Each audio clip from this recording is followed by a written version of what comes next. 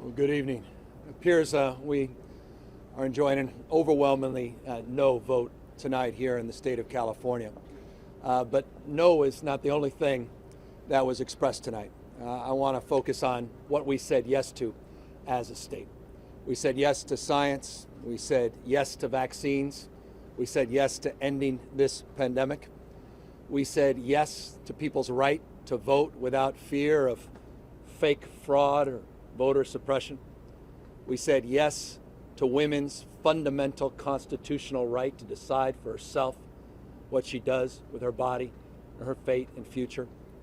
We said yes to diversity. We said yes to inclusion. We said yes to pluralism. We said yes to all those things that we hold dear as Californians, and I would argue as Americans: economic justice, social justice, racial justice, environmental justice, our values where California has made so much progress. All of those things were on the ballot this evening. And so I'm humbled and grateful to the millions and millions of Californians that exercised their fundamental right to vote and express themselves so overwhelmingly by rejecting the division, by rejecting the cynicism, by rejecting so much of the negativity that's defined our politics in this country over the course of so many years. And I just think of our kids watching all of this. Nightly news, day in and day out. And I just wonder, I've got 4 young kids. Oldest about to turn 12 this weekend. And what they're growing up to. In a world where we're so divided, these kids increasingly fearful, isolated, disconnected. And we're teaching them that. And it doesn't have to be that way. I think we owe our kids a deeper sense of respect, and all of us as adults a responsibility to disregard this false separateness. We're so much more in common as a state and a nation than we give ourselves credit for. I've been all over the state of California over the last many years, but notably the last 9 months.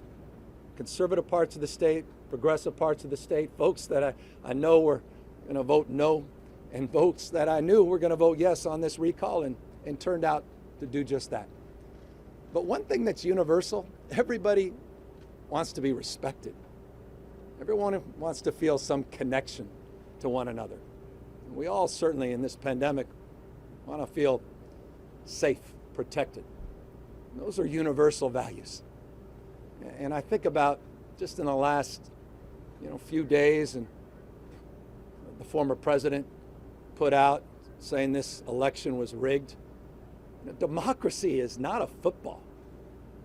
You don't throw it around. It's more like antique vase.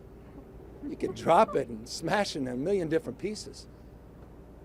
And that's what we're capable of doing if we don't stand up to meet the moment and push back. I said this many, many times on the campaign trail. We may have defeated Trump, but Trumpism is not dead in this country. The big lie, the January 6th insurrection, all the voting suppression efforts that are happening all across this country, what's happening, the assault on fundamental rights, constitutionally protected rights of women and girls. It's a remarkable moment in our nation's history. But I'm reminded of something, a few decades ago someone told me when describing a difficult and challenging moment. Said, "The world is too small, our time is too short, and our wisdom is too limited to win fleeting victories at other people's expenses." And he went on to say, "We must all triumph together." So in that spirit of recognizing and reconciling this moment, and trying to understand what's going on, not just here in this state, but all across the United States of America, I just want to say this. Tonight, I'm humbled, grateful, but resolved in the spirit of my political hero, Robert Kennedy, to make more gentle the life of this world. Thank you all very much, and thank you to 40 million Americans, 40 million Californians, and thank you for rejecting this recall. Good night, everybody. Did the president win tonight? Did Anthony Fauci win tonight? Nathan, you answer that question.